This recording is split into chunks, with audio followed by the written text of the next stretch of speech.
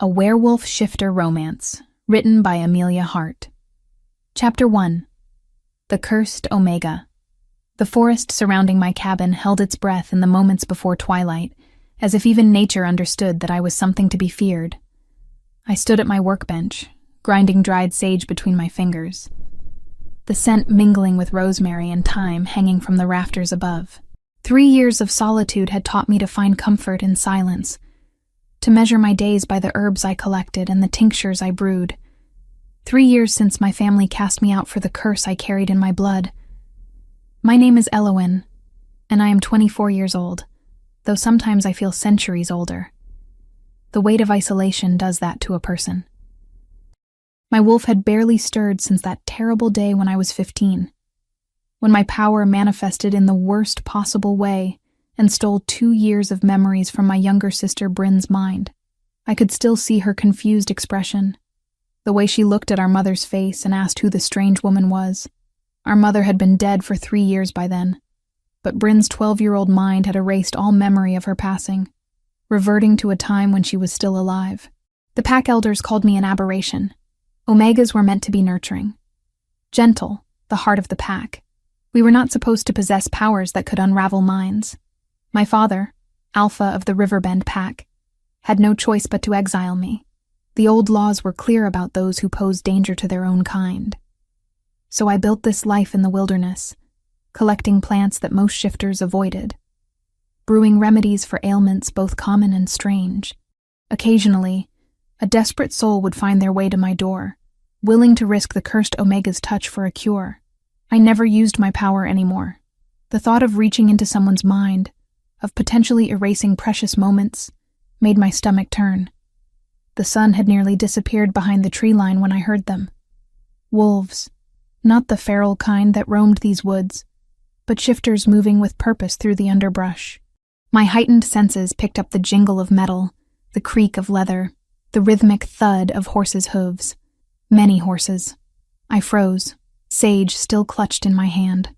No one came this deep into the forest. No one except those who sought to stay hidden.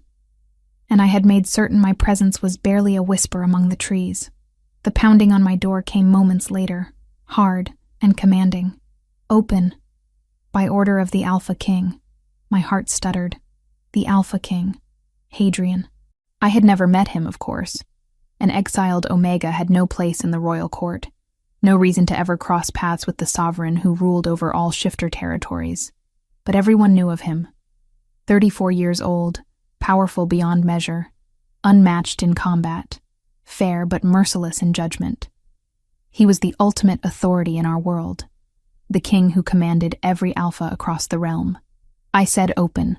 The voice came again, sharp with impatience. My hands trembled as I crossed the small cabin. Through the gaps in the wooden door, I could see torchlight flickering, shadows of armed men, and the gleam of eyes that reflected gold in the darkness. Not just shifters. Royal guards. I pulled the door open slowly, keeping my gaze lowered in submission. Omega instincts ran deep, even in exile. Elowen of the Riverbend Pack. The speaker was a tall man with a warrior's build, his hand resting on the pommel of a sword strapped to his hip. Behind him stood at least a dozen guards, and beyond them, the massive forms of wolves in their shifted state. The display of force was overwhelming. Yes, I managed, my voice barely above a whisper. I am Captain Declan, head of the King's Guard. You are hereby commanded to accompany us to the royal castle. The Alpha King requires your presence immediately. My mind raced. This made no sense. There must be some mistake. I'm no one. I'm exiled. There is no mistake. His eyes held no sympathy, only the cold determination of a man following orders. You will come willingly, or you will come by force. The choice is yours, Omega.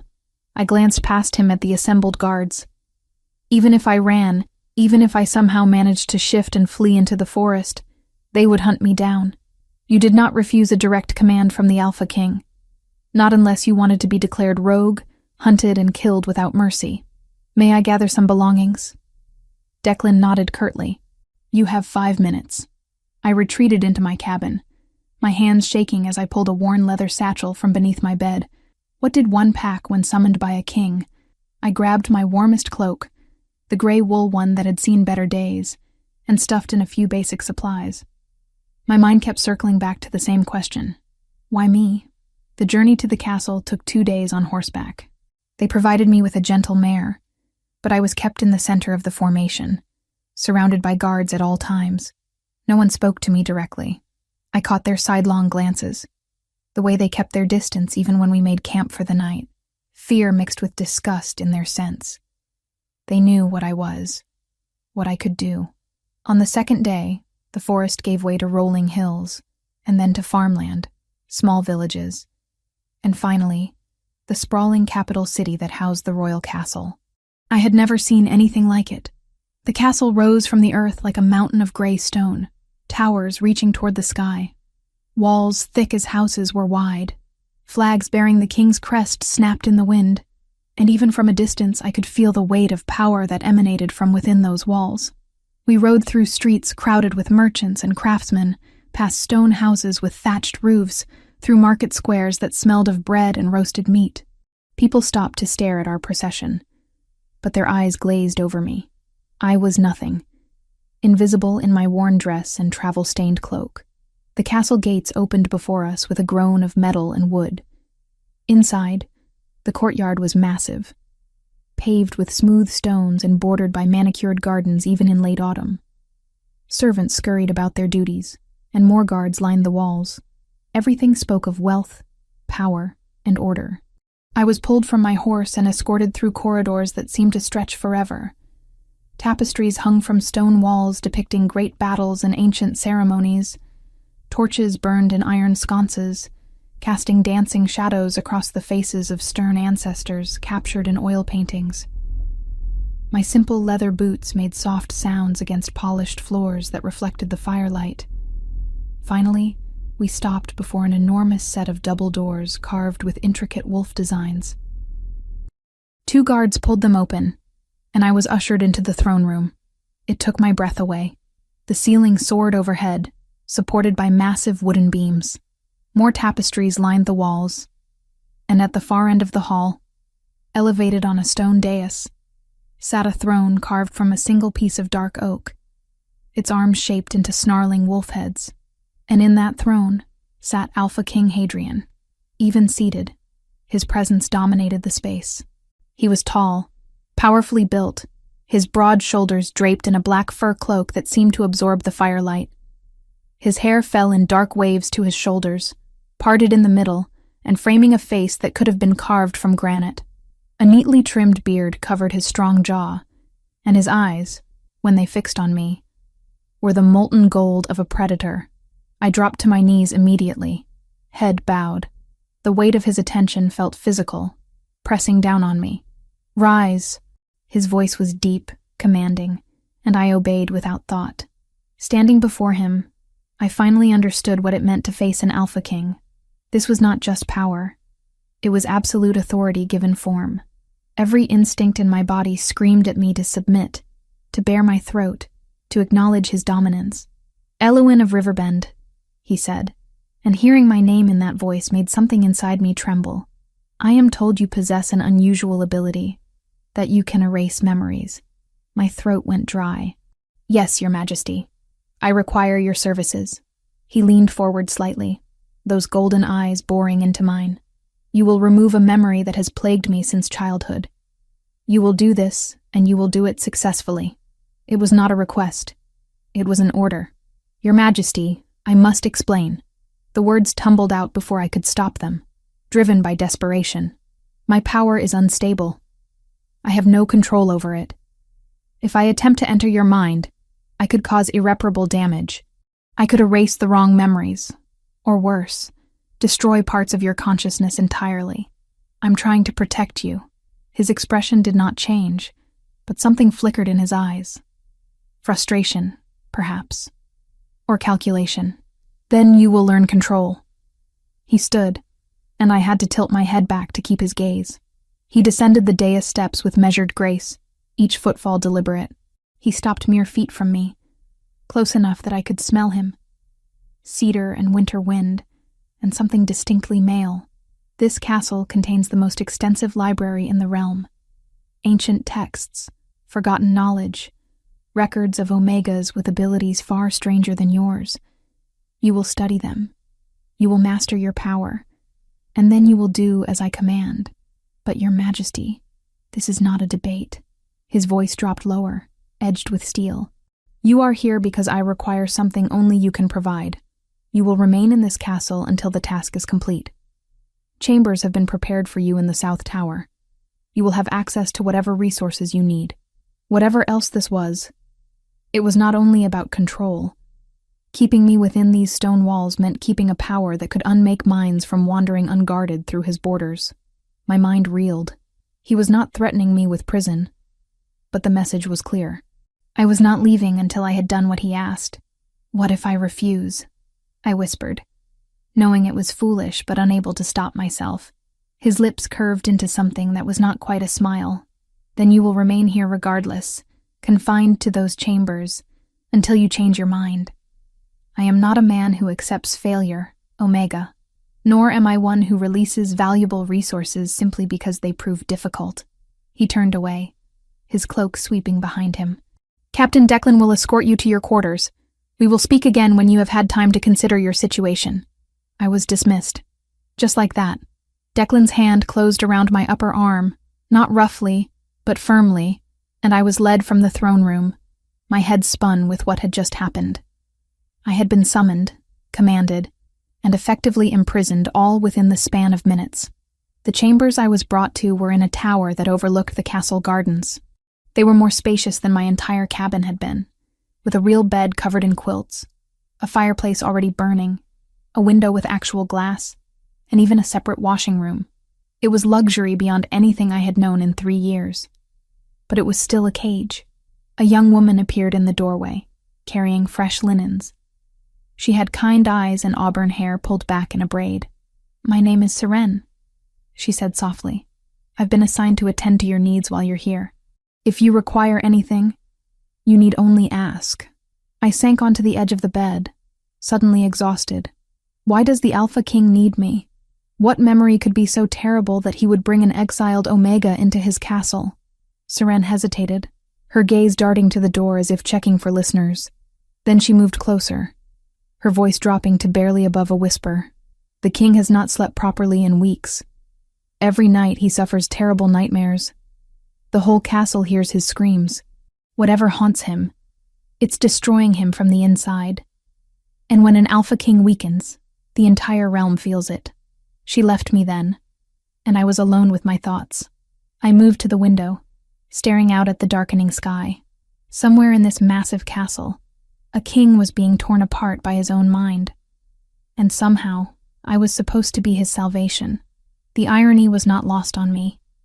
The cursed Omega, brought to save the most powerful shifter in existence. I pressed my forehead against the cool glass and tried not to think about all the ways this could go horribly wrong. Chapter 2. Ancient Whispers. The castle library was a cathedral of knowledge, 3 stories tall, with galleries wrapping around the perimeter and ladders that rolled along iron tracks to reach the highest shelves.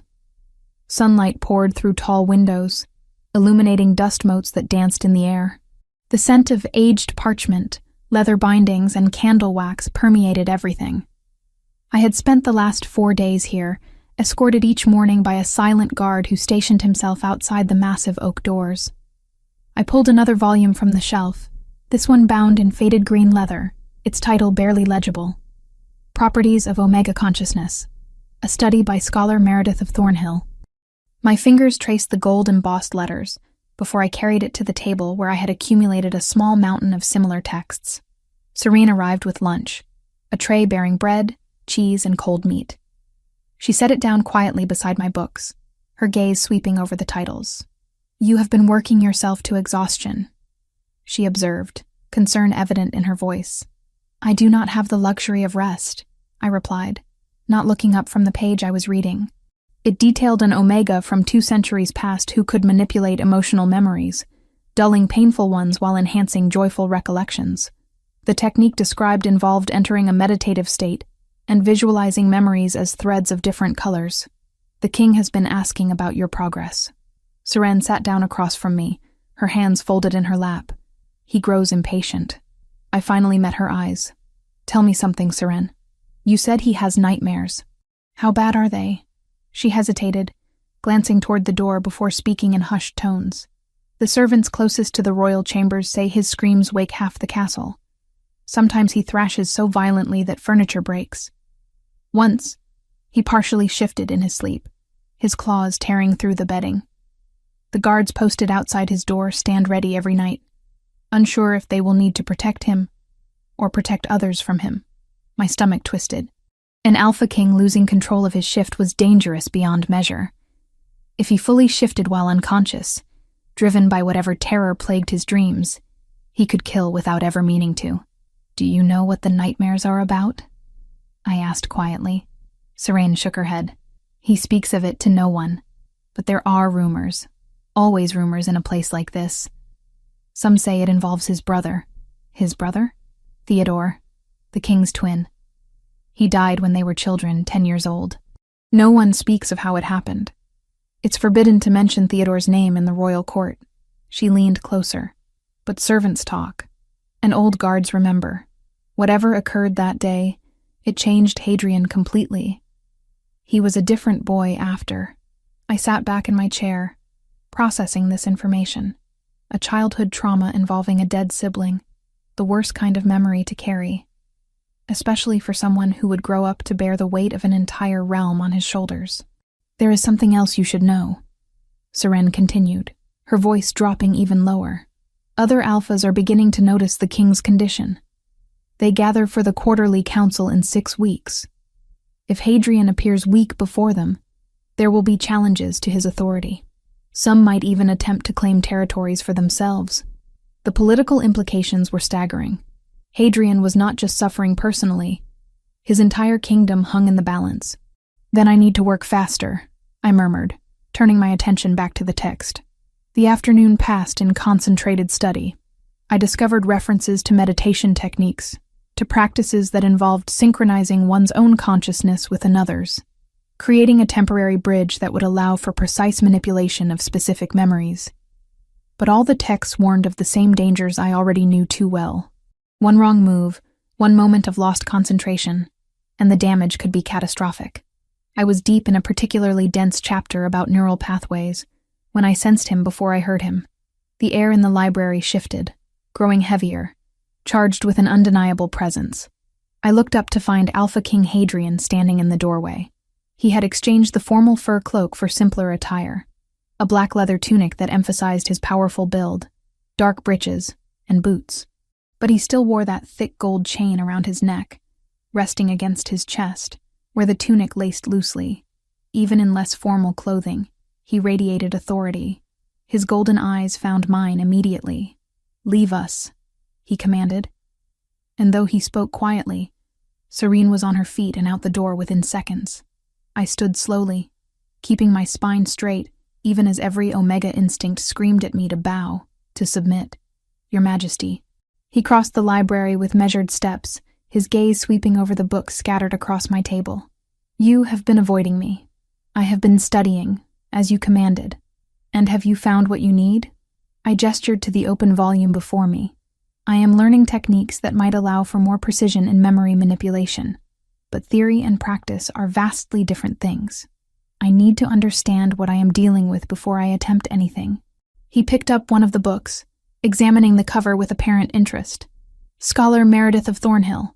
I remember her work being controversial in her time. She argued that Omega abilities were not lesser than Alpha strength, merely different in application. She was correct. The words left my mouth before I could consider whether contradicting a king was wise. We are not weak, simply because our power does not manifest in physical combat. His lips quirked slightly, almost a smile. "No, you are not." He set the book down and fixed me with that intense stare. "Walk with me. You have spent days buried in these texts. Perhaps conversation will prove more enlightening." It was not a request. I followed him from the library, down corridors I had not yet explored. The guard who had been stationed outside fell into step behind us, maintaining a respectful distance. "You wanted to understand what you are dealing with," Hadrian said as we walked. Then I will tell you. 3 weeks ago, the nightmares began. Before that, I slept as well as any man with a kingdom to rule. But something triggered them, and now they come every night without fail. What changed 3 weeks ago? I visited the Northern Territories, where I was born, where Theodore and I grew up before our father became king. He spoke the name carefully, as if testing its weight. It was the first time I had returned there in over 20 years. Perhaps that was enough to wake sleeping ghosts. We emerged onto a covered walkway that overlooked the castle gardens. The autumn air was crisp, carrying the scent of dying leaves and approaching winter. Hadrian stopped at the stone railing, his hands gripping the carved edge. "My brother died because of me," he said, his voice low and rough.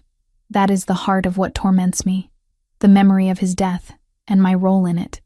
I stood beside him, close enough that I could feel the heat radiating from his body in the cool air. "Will you tell me what happened?" He was silent for a long moment, and I thought perhaps he would refuse. Then he spoke, his gaze fixed on the distant trees beyond the garden walls. "Something terrible happened with my brother when we were children.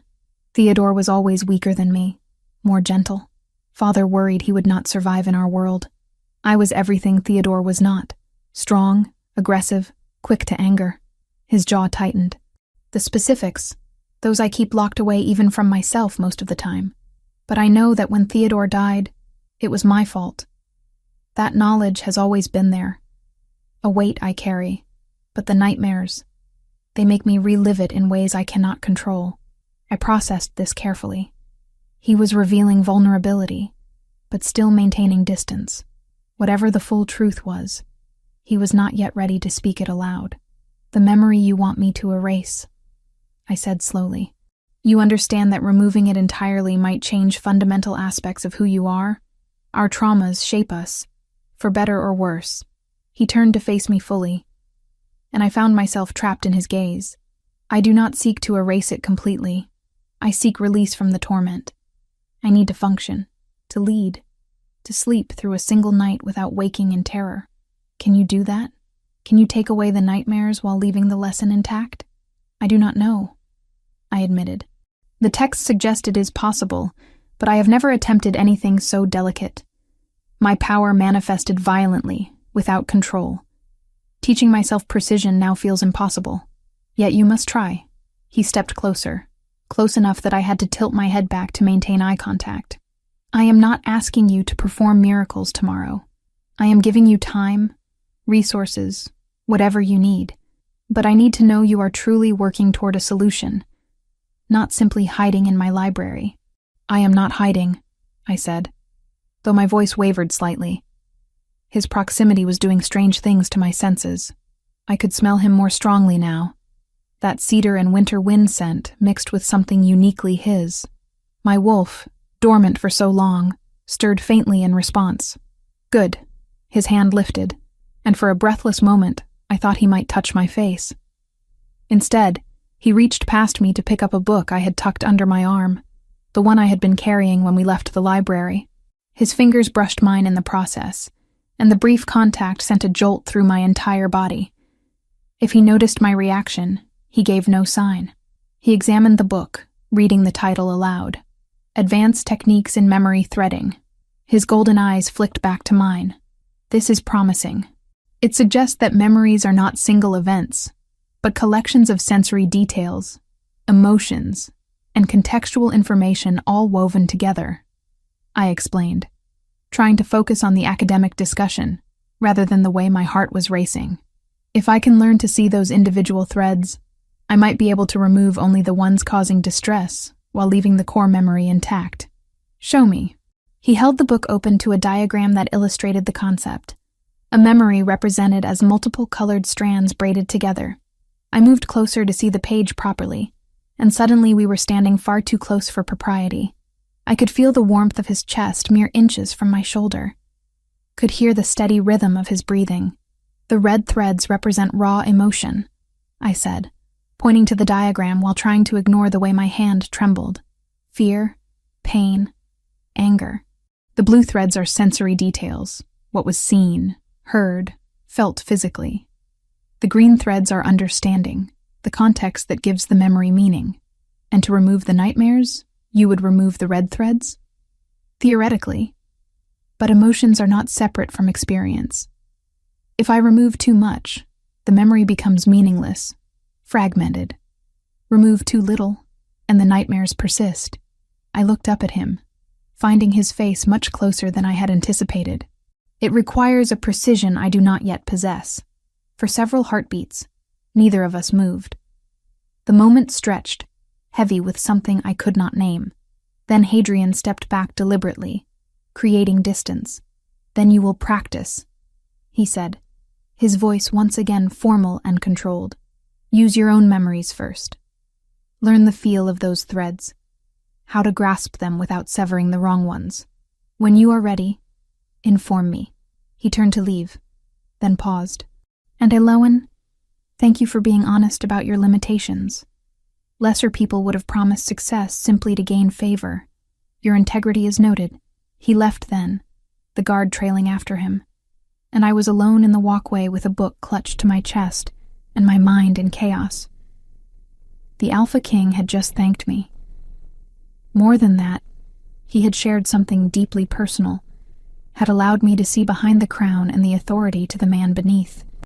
I returned to my chambers that night with a new determination. Serene brought dinner, but I barely touched it, too focused on preparing for what I needed to attempt. If I was going to help Hadrian, I needed to first prove to myself that I could control my power. Sitting cross-legged on my bed, I closed my eyes and turned my focus inward, searching for a memory to practice on. I settled on something small and relatively meaningless. The day I learned to make bread from my mother when I was 8 years old. A happy memory, but one whose loss would not devastate me. Following the techniques outlined in the texts, I visualized the memory as threads of color. The blue of my mother's eyes as she smiled at me. The red of my frustration when the dough would not cooperate. The green of understanding when she showed me the proper kneading technique. The gold of joy when I pulled my first successful loaf from the oven. Slowly, carefully, I reached for one of the red threads, the frustration. In my mind's eye, I grasped it and gently, so gently, began to unravel it from the weave. The memory flickered. For a terrifying moment, I thought I had lost it entirely. Then it stabilized, reformed, slightly different now. I could still recall the day, still see my mother's face, still feel the texture of the dough beneath my hands. But the frustration was gone, replaced by a neutral calm. I opened my eyes, my heart pounding. It had worked. On a small scale, with a simple memory, I had actually succeeded in threading. It was far from what Hadrian needed. The memory I had altered was decades old, already faded with time, attached to no particular trauma. What he required was infinitely more complex and dangerous. But this was a start. That night, for the first time since arriving at the castle, I felt something other than fear and uncertainty. I felt the faintest stirring of hope. Chapter 3. Midnight. Offering. The scream tore through the castle like a blade through flesh, jolting me awake from restless sleep. I sat bolt upright in bed, my heart hammering against my ribs as the sound echoed through the stone corridors. It was raw, agonized, barely human, and I knew instantly who it came from. Another scream followed, this one worse than the first, carrying notes of pure terror that made my wolf whimper inside me. I threw off the quilts and grabbed my robe, pulling it on as I rushed to the door. The guard posted outside my chamber looked pale, his hand gripping his sword hilt so tightly his knuckles had gone white. "The king," I said, and it was not a question. He nodded stiffly, his jaw clenched. "It happens most nights, my lady. Best to return to your room." But another scream came, and this time I heard something else beneath it, the sound of splintering wood, of something heavy hitting stone. Hadrian was not just dreaming. He was destroying his own chambers in his sleep. I did not think. I simply moved, pushing past the startled guard and running barefoot down the corridor. I had explored the castle during my days here, had learned which passages led where. The royal chambers were one floor below mine, at the heart of the castle's main structure. "My lady, you cannot." The guard's voice followed me, but I did not stop. I rounded corners, my robe streaming behind me, following the sounds of anguish that grew louder with each step. Other servants had emerged from their quarters, huddled in doorways with frightened expressions. They pointed me toward the king's chambers, though I hardly needed direction. 2 guards stood outside massive double doors, and through the gaps I could see flickering firelight and shadows moving violently. One guard had his hand raised to knock, the other looked ready to bolt. They both turned as I approached, their expressions shifting from relief to confusion. "Lady Elowen, you should not be here," the taller one said. "The king has ordered that no one enter during these episodes." "He brought me here to help him," I said, my voice steadier than I felt. "Let me through. Our orders are clear." Another crash from inside, followed by a sound that was half growl, half scream. The animalistic nature of it made my blood run cold. He was shifting. Partially, at least, his control fracturing under the weight of whatever nightmare held him. If he fully shifts while unconscious, he could kill someone when he wakes, I said urgently. "Is that what you want? To stand here following orders while your king tears himself apart?" The guards exchanged glances. Finally, the shorter one reached for the door handle. "On your head be it, my lady." He pushed the door open, and I slipped inside before either could reconsider. The king's chambers were chaos. The massive bed had been torn apart, quilts shredded, the wooden frame cracked down the middle. Furniture lay scattered and broken, a table reduced to splinters, a chair embedded in the far wall. Tapestries hung in tatters. And in the center of it all, thrashing on what remained of the bed, was Hadrian. He was drenched in sweat, his powerful body writhing as if fighting invisible chains. His hands had shifted into claws that dug into the ruined mattress, and I could see the muscles of his back rippling beneath his torn sleeping shirt as his wolf fought to emerge fully. His face was contorted in agony, eyes moving rapidly behind closed lids. "No," he gasped out, the word broken and desperate. "Theodore, no, I did not mean it. Please, brother, please." The pain in his voice nearly brought me to my knees. This was not just a nightmare. This was active torture, his mind replaying whatever horror had taken his brother from him over and over without mercy. I approached slowly, carefully avoiding the debris scattered across the floor. "Your Majesty," I called softly. "Hadrian." He did not respond, too deep in the grip of his torment. His claws flexed, tearing through more fabric, and I saw blood on his hands where he had apparently injured himself in his struggles. There was no time for hesitation. I knew from my reading that waking someone mid-shift was dangerous. Their instincts might perceive any touch as attack. But I could not stand by and watch him destroy himself. I climbed onto what remained of the bed, kneeling beside him. Up close, the evidence of his suffering was even more apparent. Dark circles shadowed his eyes. His face was drawn with exhaustion, and his entire body trembled. How many nights had he endured this? How much longer could he sustain it before something broke permanently? "Hadrian," I said again, my voice calm despite my racing heart. "I am here. You are safe." Slowly, carefully, I reached out and placed my hand on his temple. The moment my skin made contact with his, power flared between us, sharp and electric. His wolf recognized mine instantly, even in sleep, the connection between our kinds responding to proximity. I had not planned this, had not prepared or practiced for entering someone's mind in the midst of active trauma. But the texts had mentioned that omegas possessed an innate calming ability, something we could project to soothe distress. I had never consciously used it, but desperation made me reach for that instinct now. Closing my eyes, I focused on the connection point where my hand met his skin. I did not try to enter his memories, did not attempt to see what he was dreaming. Instead, I simply sent waves of calm through that connection, imagining it as cool water washing over flames. His thrashing slowed, the growls quieted. Gradually, his breathing began to even out, the desperate gasps giving way to something steadier.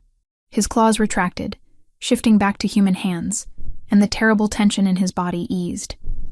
I kept my hand where it was, maintaining the gentle flow of soothing energy.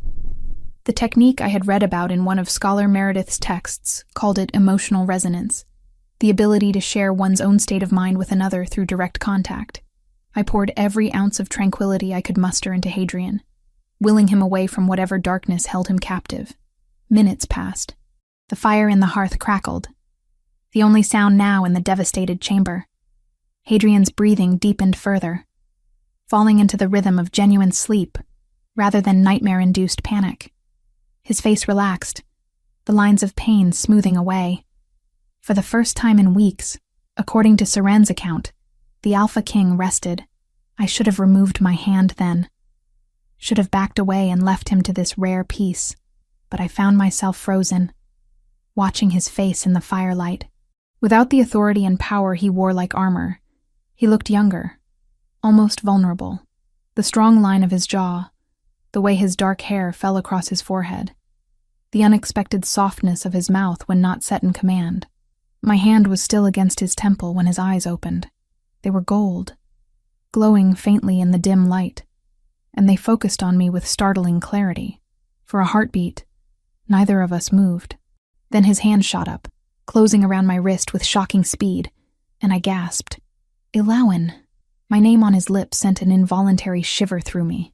His grip was firm but not painful, his thumb resting against my racing pulse. What are you doing here? You were screaming, I said quietly. The whole castle could hear you. I thought I could help. His gaze moved from my face to where my hand still rested against his temple, then back again. Something flickered in his expression. Surprise, perhaps, or confusion. And did you? Help? You are not screaming now. A ghost of a smile touched his lips, there and gone in an instant. No, I am not. He released my wrist but did not move away.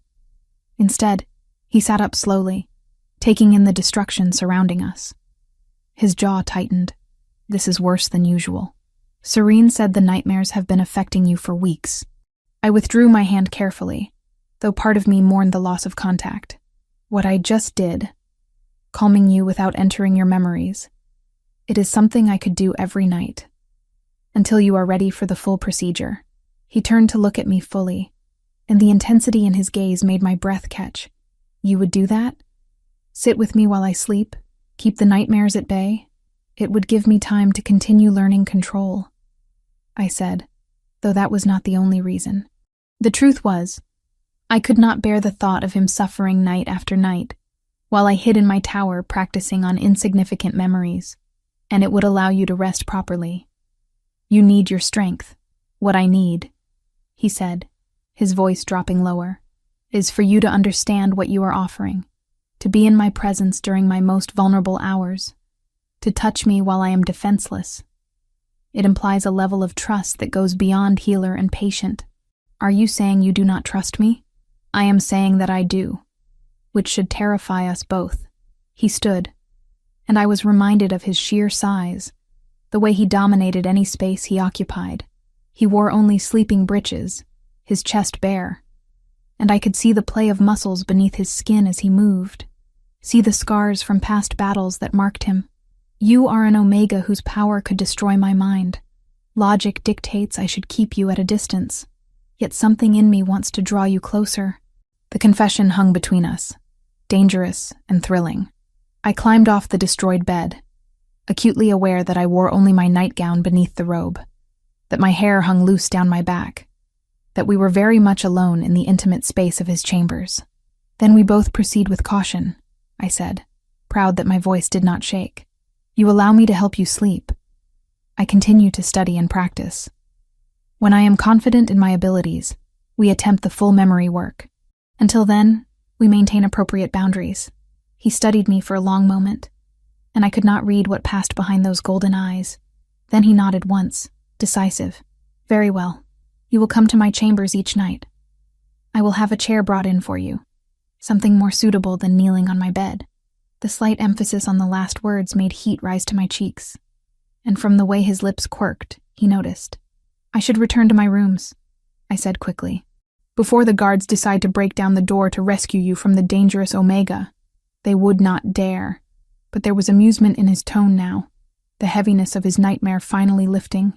Though you are perhaps more dangerous than they realize, you breached my chambers, calmed my wolf, and negotiated terms with me all while I was at my most vulnerable. That takes either exceptional courage or exceptional foolishness. Perhaps a bit of both, I admitted. He moved closer, and once again I was struck by how his presence seemed to fill all available space. How my wolf responded to his proximity with a restlessness I had not felt in years. He reached out, and I thought he might touch my face, but instead, he gently pulled my robe more securely closed where it had slipped open at my shoulder. "Sleep well, Elowen," he said softly. "I will see you tomorrow evening." The dismissal was clear, but it lacked the coldness of command. I curtsied, aware it was probably awkward given my state of undress, and fled to the door. The guards outside looked relieved to see me emerge unharmed. One even went so far as to check the chamber behind me, as if confirming the king still lived. I returned to my tower in a daze, my mind replaying every moment of that encounter. I had touched him, had seen him vulnerable and struggling, and had somehow managed to bring him peace. And he had thanked me for it, had shown me a glimpse of the man beneath the crown. Seren was waiting in my chambers when I arrived, pacing nervously. "Thank the moon goddess," she breathed when she saw me. "When I heard you had gone to him, I feared the worst. The king can be dangerous when caught in his nightmares." "He was in pain," I said simply, moving to wash my hands in the basin by my window. "I could not leave him to suffer." "You have a healer's heart," Seren observed. "Even for those who command you." Did I? Or was there something else driving my actions? Something I was not yet ready to acknowledge. The way my pulse had raced when he looked at me, the warmth that had flooded through me at his proximity, these were not the responses of a simple healer to her patient. But I pushed those thoughts aside. I was here to help the king overcome his trauma, to master my power and prove it could be used for good rather than harm. Anything else was dangerous territory, a complication neither of us could afford. That night, for the first time since arriving at the castle, I dreamed of golden eyes and a touch that had felt like coming home. Chapter 4. Threading Hearts. 3 weeks had passed since I began my nightly vigils in Hadrian's chambers. 3 weeks of sitting in the high-backed chair positioned beside his bed, my hand resting lightly against his temple as he slept. 3 weeks of watching the king of all shifters let down his guard in ways I suspected few had ever witnessed. The routine had become familiar, almost comfortable. Each evening after dinner, I would make my way to his chambers, often passing courtiers who whispered behind their hands, guards who watched with knowing expressions. Let them speculate. The Alpha King slept peacefully for the first time in months, and that was all that mattered. But lately, the arrangement had become more complicated, because the line between healer and patient had begun to blur in ways that kept me awake long after I returned to my tower each night. I was in the library when Finian found me. The king's chief counselor was an older man, perhaps 50 years, with silver threading through his dark hair and sharp gray eyes that missed nothing. He had largely avoided me during my time at the castle, though I had felt his gaze on me more than once during formal dinners. "Lady Elowen," he said, his voice carrying the refined accent of someone raised among nobility. "I wonder if I might have a word." I looked up from the text I had been studying, a detailed account of Omega abilities from the previous century. "Of course, counselor." He settled into the chair across from me, his movements careful, measured. For a long moment he simply studied me, and I resisted the urge to fidget under that penetrating stare. "You have been spending considerable time with His Majesty," he finally said. "The entire court has noticed." "I am helping him sleep," I replied, keeping my voice neutral. "As he commanded." "Indeed, and you have been remarkably successful. The king has not looked this well rested in weeks." Finian leaned forward slightly, "which makes me curious about your methods. What exactly are you doing each night?" I considered how much to reveal. "I use a calming technique.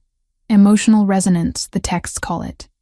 I project tranquility through physical contact, which soothes his mind without directly manipulating his memories. A stopgap measure. Yes. I am still working toward the precision needed for the full procedure." I met his eyes steadily. "Unless you have advice on how I might progress faster." Something shifted in his expression, a softening around the edges. He reached into his robe and withdrew a small leather-bound journal. its cover worn smooth with age. I did not seek you out to question your progress. I came to offer assistance. He set the journal on the table between us. I picked it up carefully, opening to a page covered in elegant handwriting. The title read, Observations on Omega Consciousness Manipulation by Finian of House Greystone. I looked up sharply. You wrote this? Many years ago, when I was a much younger man with a daughter who possessed extraordinary gifts. His voice carried old pain, carefully controlled. Marin could heal with her touch, not just physical wounds but emotional ones as well. She could draw pain from others, absorb their trauma temporarily to give them respite. What happened to her? I asked softly. She died at 16. There were no texts, no teachers who understood her abilities. She tried to heal a soldier who had returned from war with his mind shattered, and she took too much of his anguish into herself. By the time we realized what was happening, the damage was irreversible. He paused, composing himself. I spent years afterward studying Omega powers, trying to understand what had taken my daughter from me. That journal contains everything I learned. I looked down at the journal in my hands, feeling the weight of it, both physical and emotional. Why give this to me now? Because I see something of Marin in you, the same determination to use your gift for good despite the risks, the same gentle strength beneath the fear. He stood, preparing to leave. And because the king needs you to succeed, not just for his own sake, but for the realm's. Read what I have written. Practice the techniques carefully, and when you are ready, I will help you prepare for the procedure. He left before I could properly thank him, but I clutched the journal to my chest, understanding the significance of what he had shared. This was not just knowledge. This was trust. From a man who had lost everything to Omega power misused. I spent the rest of the afternoon absorbed in Finian's notes. His observations were precise, detailed, based on years of watching his daughter work. He described techniques for entering another's mind safely, for identifying specific memories without becoming lost in the vast network of consciousness, for threading through emotional content without severing critical connections. One passage struck me particularly. The greatest danger in memory work is not the power itself, but the emotional toll it takes on the wielder. To touch another's pain so intimately is to risk absorbing it. Omegas must learn to maintain boundaries, to observe without internalizing. This is the hardest lesson and the most crucial. I thought of Hadrian's nightmares, of the raw anguish I felt radiating from him each night. I had been careful to keep my soothing superficial, never delving deep into what tormented him. But the full procedure would require me to do exactly that, to immerse myself in his worst memory and somehow emerge unscathed. Could I do that? Could I witness his trauma without being destroyed by it? That evening, I arrived at Hadrian's chambers earlier than usual, the journal still tucked under my arm. He was not yet prepared for bed. Instead, standing by the window in his sleeping breeches and an unlaced white shirt, staring out at the darkening sky. He turned when I entered, and something in his expression made me pause. The usual guarded control had slipped, revealing something raw underneath. My father visited Theodore's grave today, he said without preamble. I accompanied him. It was the first time I had been there since the burial. I set the journal aside carefully and moved closer. How did it feel? Like reopening a wound that never properly healed. He turned back to the window. My father spoke of Theodore as if he had been perfect, untainted by the harshness of our world. He always did that. Painted my brother as something pure that I had destroyed with my violence. The bitterness in his voice was palpable. I came to stand beside him, close enough to feel the heat radiating from his skin in the cool chamber. Tell me about Theodore, I said gently. Not about his death, but about who he was when he lived. Hadrian was silent for so long I thought he might not answer. Then, slowly, he began to speak. He was gentle in ways that terrified our father. He preferred books to swords, music to combat training. He would spend hours in the gardens, talking to the plants as if they might answer. A ghost of a smile touched his lips. He once convinced me to help him rescue a wounded fox from a trap, even though we were supposed to be learning to hunt. We nursed it back to health in secret. And when Father found out, he had the fox killed and made us watch. The cruelty of that act made my chest ache. How old were you? 8. He met my eyes.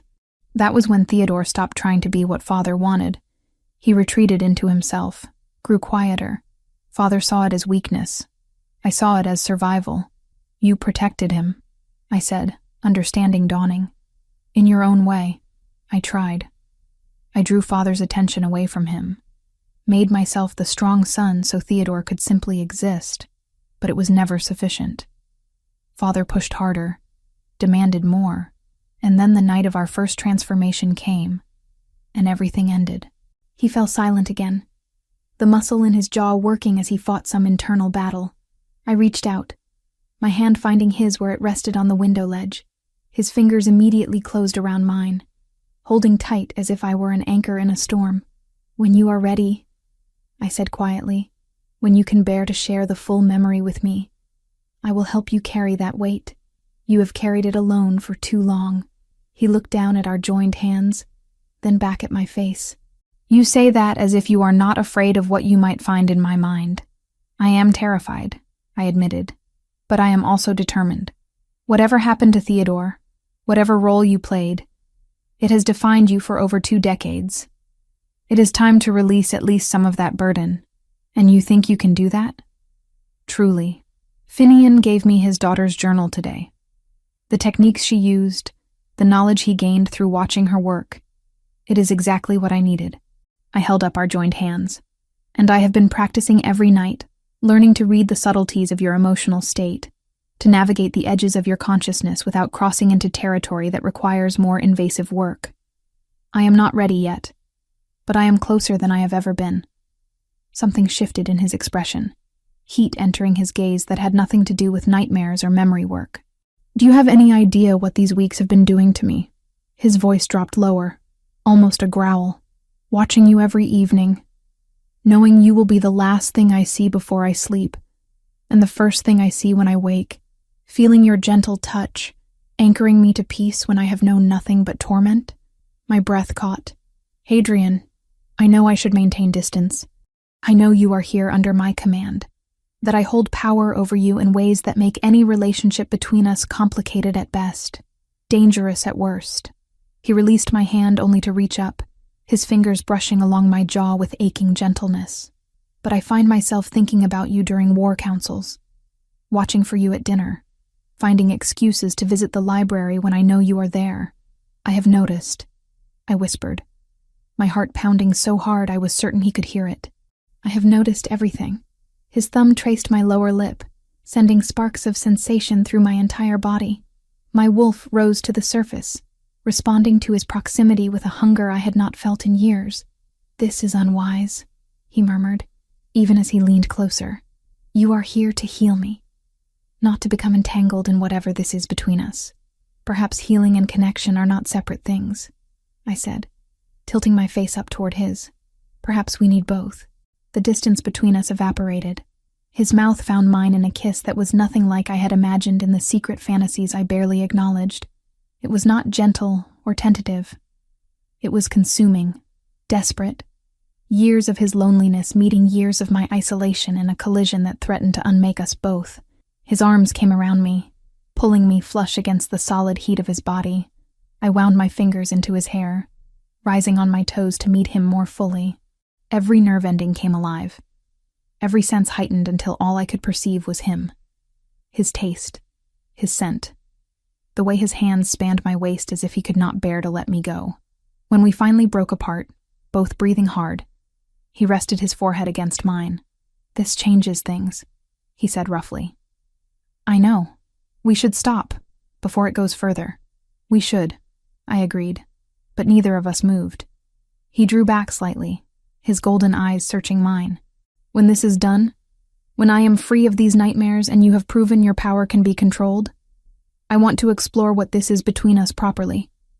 With no commands, no obligations, just 2 people making a choice. And until then? I asked, though my heart already knew the answer. Until then, we exercise restraint that will likely drive us both mad. He smiled, a real smile that transformed his face into something almost boyish. But knowing there is something to look forward to might make the waiting bearable. I nodded, stepping back reluctantly. The space between us felt like a physical loss. But I understood his reasoning. Whatever was growing between us needed to develop on equal ground, not in the complicated tangle of healer and patient, Omega and Alpha King. I should let you rest, I said, moving toward my usual chair. Unless you would prefer I return to my chambers tonight? Stay. The word was immediate, almost involuntary. Please. I sleep better with you here. That has not changed. So I stayed, settling into the chair as he climbed into bed. He watched me as I reached out to touch his temple, my fingers finding their familiar place. But now there was a new awareness between us, an acknowledgement of what had been building beneath the surface these past weeks. Elowen, he said as his eyes began to drift closed, my calming energy already working its magic.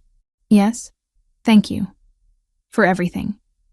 For your patience, your skill, your willingness to shoulder my burdens. His voice was growing drowsy, and for that kiss. I have thought about almost nothing else for days. Heat flooded my cheeks, but I smiled. Sleep, Hadrian. Dream of something pleasant for once. With you here, how could I not? He fell asleep within minutes, his breathing evening out, his face relaxing into peace. I sat there in the firelight, my hand maintaining its gentle contact, and tried to process everything that had shifted between us in the span of a single conversation. I had come to this castle as a prisoner and a tool, an exile with no purpose beyond being used for my dangerous gift. But somehow, in the quiet moments of healing this broken king, I had found something I never expected. Connection, understanding, and possibly, terrifyingly, the beginnings of something deeper than I had ever known. Chapter 5. The Ritual of Truth. The morning sun filtered through the stained glass windows of the small chapel, casting colored light across the stone floor. Hadrian stood before the altar, his back to me, shoulders tense beneath his black leather tunic. We had come here alone, except for Finian, who waited in the antechamber, ready to assist if needed. Are you certain this is necessary? I asked, moving to stand beside him. The chapel was ancient, predating even the current castle, its walls carved with symbols from the old religion, when shifters still honored the moon goddess as their primary deity. The ceremony requires sacred ground, Hadrian replied, his voice steady despite the strain I could see in the set of his jaw. What I am about to share with you, what you are about to witness, it cannot be done casually. The old texts are clear. A memory this deeply buried, this heavily guarded, needs ritual to safely expose it. A week had passed since that kiss, since everything between us had shifted into territory, both exhilarating and terrifying. We had been careful since then, maintaining the boundaries he had insisted upon, but the awareness simmered constantly beneath the surface. Every shared glance carried weight. Every accidental touch sent sparks through my nervous system. But today was not about whatever was growing between us. Today was about the work I had been brought here to do. Finian entered, carrying an ornate wooden box. He set it on the altar and opened it to reveal bundles of dried herbs, a clay bowl, and a small ceremonial knife. The preparation ritual, he explained, his voice taking on the formal cadence of someone reciting ancient instruction. You will need to synchronize your consciousness with His Majesty's before attempting any deep memory work. This ceremony has been used for centuries when Omegas needed to access particularly guarded areas of an Alpha's mind. How long will it take? Hadrian asked. A week of daily sessions. Each day you will meditate together, aligning your breathing, your heartbeats, your very essence. By the end, Lady Elowen will be able to navigate your mental landscape as easily as walking through a familiar forest. Finian began arranging the herbs in the bowl. But I must warn you both. This level of synchronization often reveals more than just the target memory. You may see fragments of each other's pasts, feel echoes of each other's emotions. The boundaries between your minds will blur. I met Hadrian's gaze across the altar. His golden eyes held mine, and I saw the question there. Was I prepared for this? For the intimacy of truly knowing another person's mind, for letting him know mine in return. I am ready, I said firmly, Whatever it takes to help you, I will do it. Something flickered in his expression, gratitude mixed with something deeper. Then we begin. The first 3 days of meditation were frustrating. Finian had us sit facing each other, knees touching, hands clasped, while he burned herbs that filled the chapel with sweet smoke. We were meant to breathe in unison, to let our wolves recognize each other on a primal level, to build a bridge between our separate consciousnesses. But I kept losing focus. Hadrian's hands holding mine felt too intimate, too distracting. His scent surrounded me. Cedar and winter wind and that indefinable quality that was purely him. My wolf kept pushing forward, wanting closer contact, wanting to press against his chest and feel his heartbeat. Concentrate, Finian said gently on the 3rd day, sensing my struggle. You are fighting the connection rather than allowing it to form naturally. Remember, Lady Elowen, this is not about control.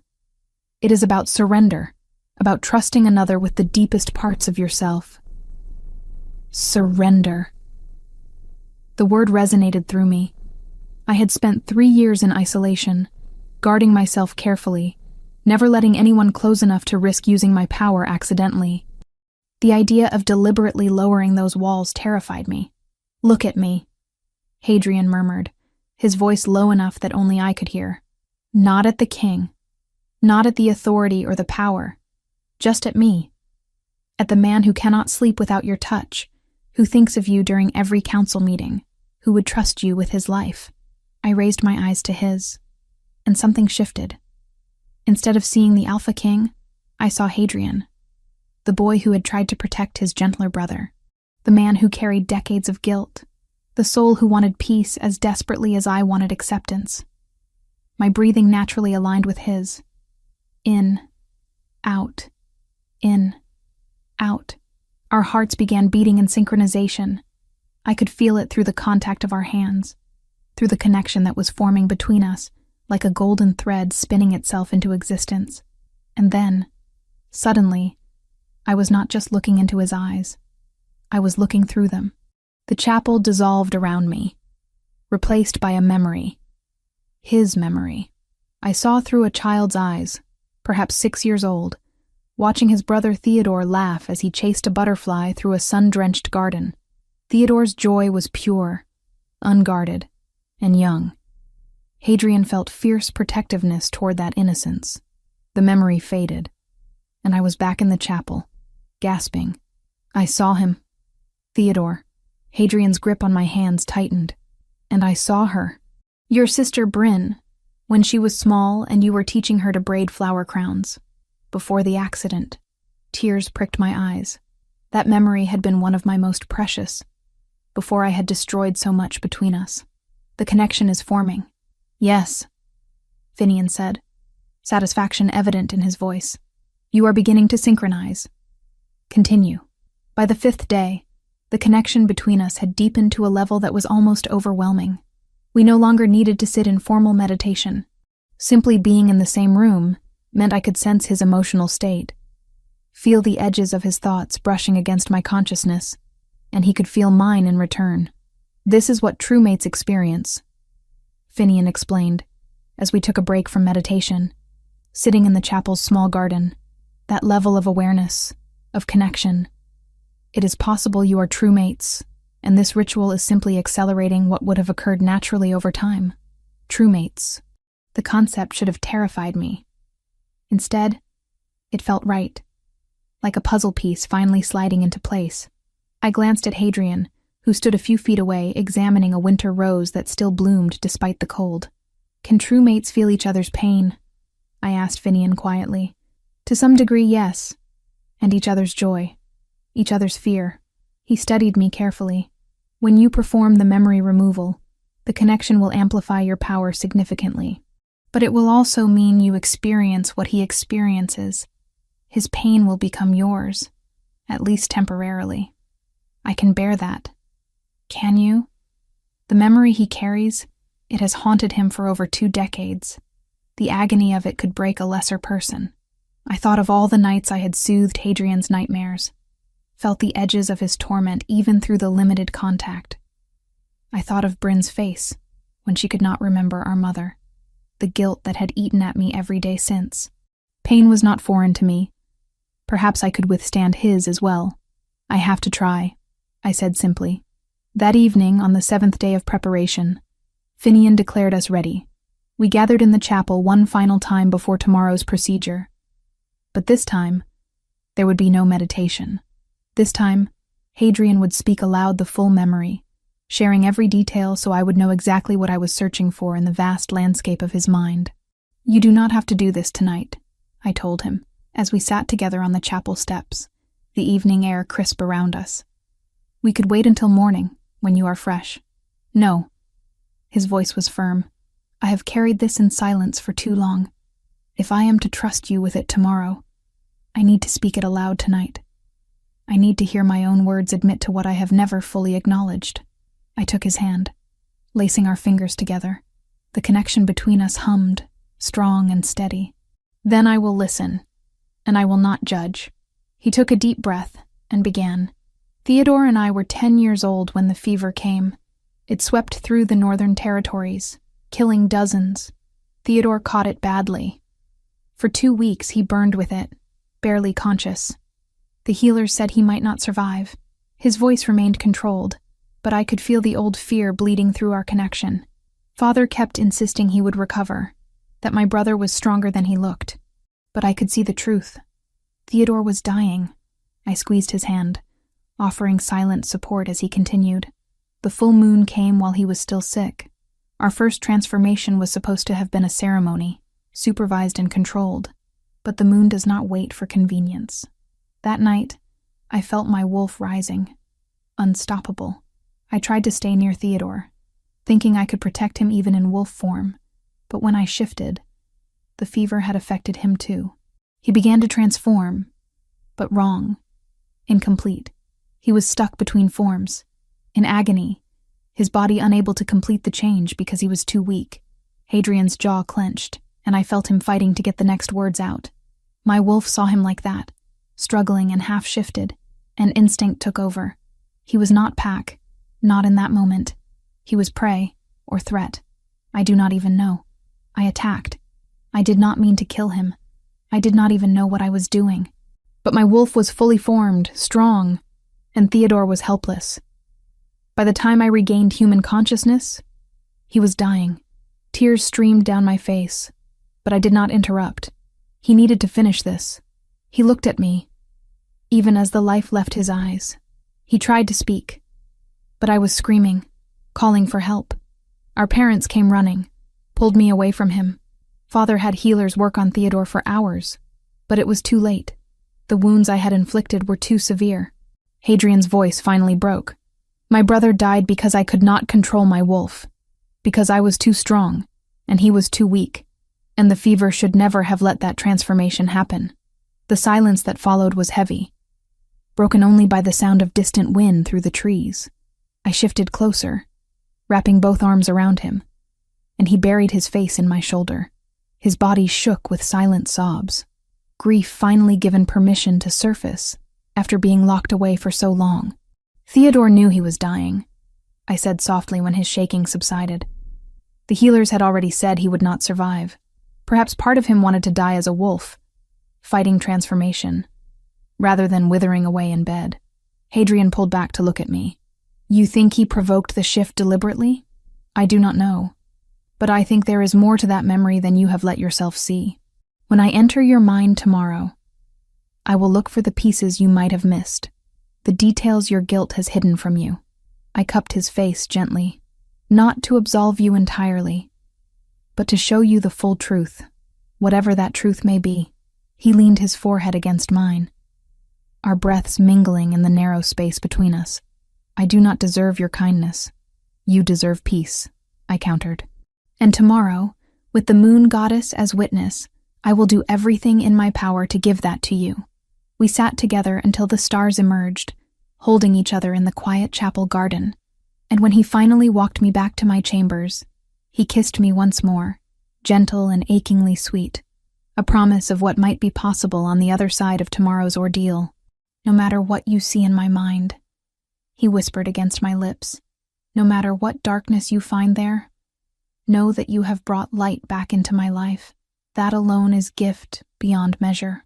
I watched him disappear down the corridor, my heart full of determination and dread in equal measure. Tomorrow, I would enter the mind of the Alpha King and confront the demon that had haunted him for decades. Tomorrow, I would either free him or fail spectacularly. But tonight, alone in my chambers, I allowed myself to hope that love might be stronger than even the deepest trauma, that the connection forming between us could withstand anything his past might contain. Tomorrow would reveal the truth. Tonight, I simply held on to faith. Chapter 6. The Extraction. The ritual chamber had been prepared with meticulous care. Ancient stones formed a perfect circle in the eastern tower, far from the prying eyes of courtiers and servants who whispered anxiously about their king's desperate gamble. Thick candles burned at cardinal points, their flames steady despite the draft seeping through arrow slits. Bundles of dried sage and wormwood hung from iron hooks, filling the air with earthy bitterness that made Elowen's throat tighten. She stood at the threshold, studying the space that would either save Hadrian or destroy them both. The mate bond hummed beneath her ribs, a living thread connecting her racing heart to his unnaturally calm one. He stood in the chamber's center beside a heavy oak chair carved with wolf heads, his dark hair pulled back from his face, revealing the sharp angles of cheekbones and jaw. The gold chain at his throat caught candlelight as he turned toward her. "Ready?" His voice carried none of the command she'd grown accustomed to over these weeks. This was a question, genuine and raw. Elowen stepped across the threshold. "As I'll ever be." Finian waited near the eastern candles, his weathered face grave. Serene hovered by the door, wringing her hands compulsively. Both had insisted on bearing witness, though Elowen suspected Finian's presence served a more practical purpose. If something went catastrophically wrong, he knew about Omega powers and could attempt intervention. Hadrian lowered himself into the chair, gripping its arms with white-knuckled force. The vulnerability in that simple gesture, a king making himself subject to another's will, struck Elowen harder than any declaration. She moved behind him, placing her hands lightly on his temples. His skin burned fever-hot beneath her palms. "Last night you gave me the memory in words," she murmured. "Now I need you to lower every wall. Let me see it through your eyes. Feel what you felt. Don't fight me." "I won't." His shoulders loosened fractionally. "I trust you." Those 3 words settled into her bones like an oath. Elowen closed her eyes, reaching through the mate bond toward the vast landscape of his consciousness. The connection snapped taut, and suddenly she was drowning in him. Centuries of pack law memorized before adolescence. The weight of crown pressed onto his head at 19 when his father fell in battle. The endless decisions that meant life or death for thousands. His mind was a fortress of discipline and control, every thought organized with military precision. She pushed deeper, searching for the fracture where trauma lived. There, buried beneath layers of duty and determination, a wound that never healed, raw as the day it opened. Elowen dove toward it, and the world shattered into memory. She was 10 years old, standing in a stone chamber lit by torchlight. No, Hadrian was 10, and she was experiencing his child self with terrifying intimacy. Theodore lay on a narrow bed, skin flushed with fever, breathing labored. Their mother hovered nearby, pressing cool cloths to his forehead while their father paced. "The transformation will come tonight," their father growled. "Full moon won't wait for him to recover. He's too weak." Their mother's voice cracked. "If he shifts in this condition, then he'll die as a wolf should, not rotting in bed." Young Hadrian felt his own body beginning to change, bones aching with the moon's pull. He looked at Theodore, who opened glassy eyes and managed a trembling smile. "Together? Together," Hadrian promised, though terror clawed through his gut. The memory accelerated. Their parents left to transform in the courtyard, trusting the boys to manage their first shift.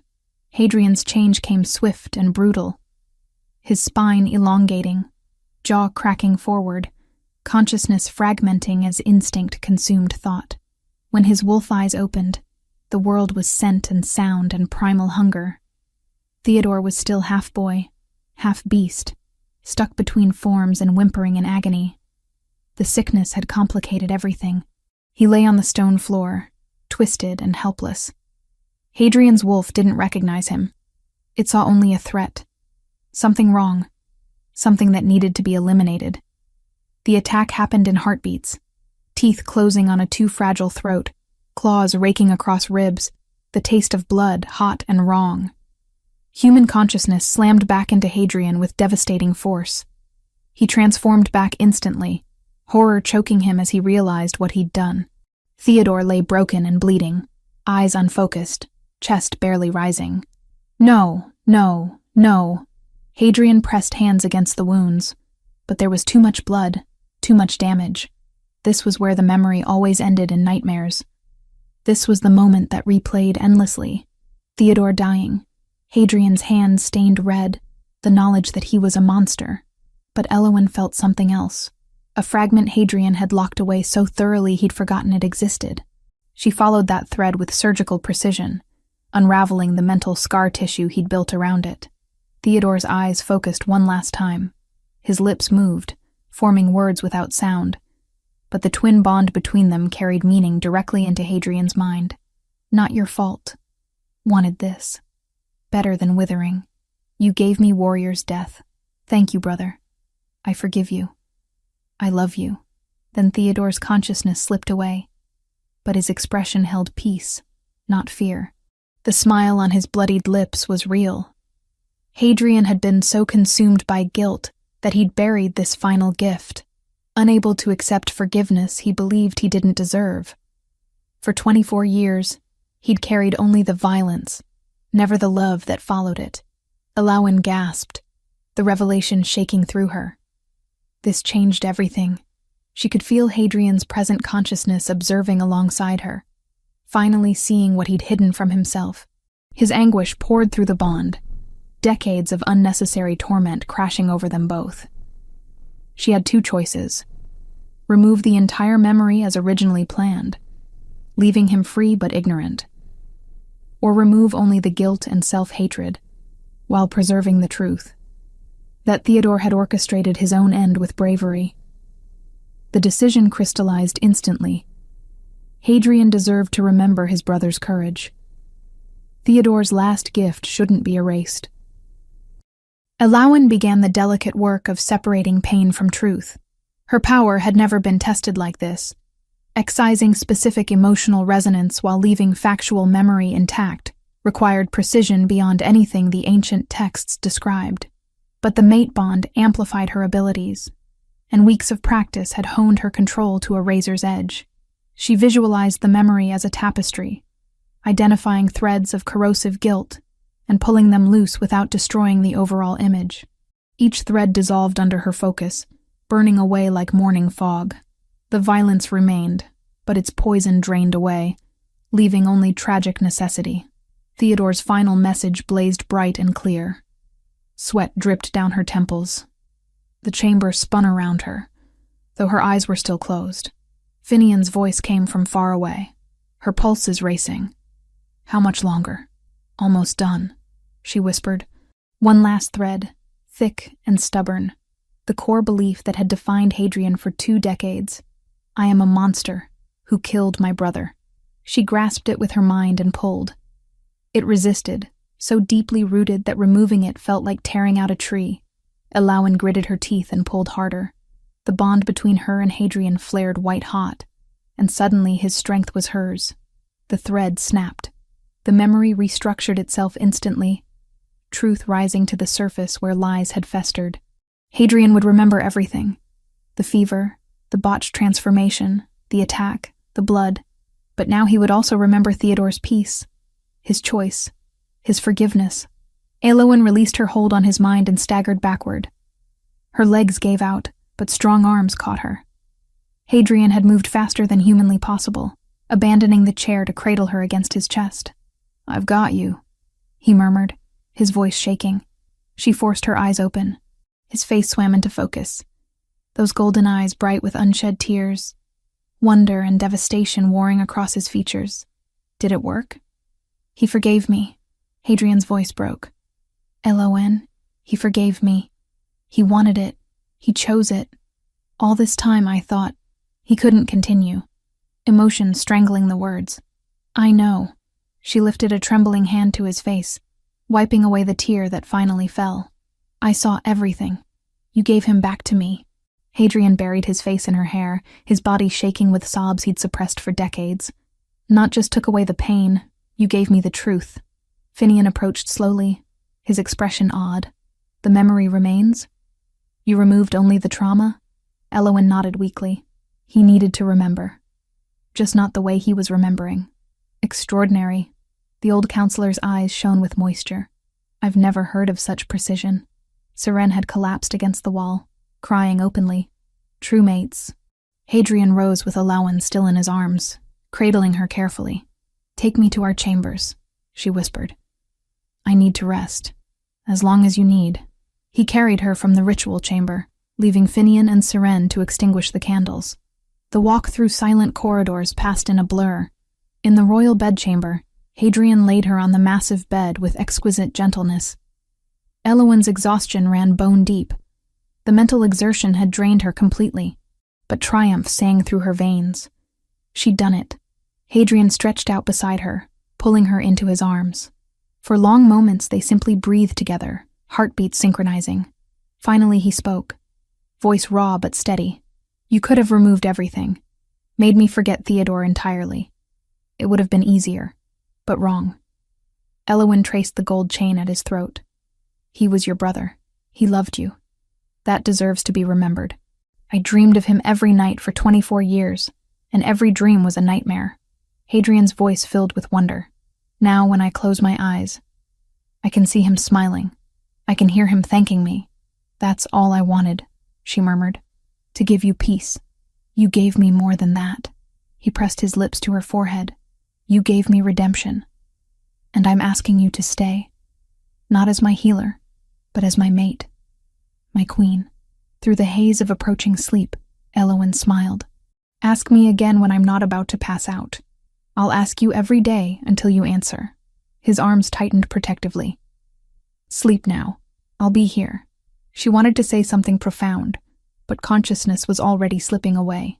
The last thing she registered was the steady rhythm of his heartbeat and the absolute safety of his embrace.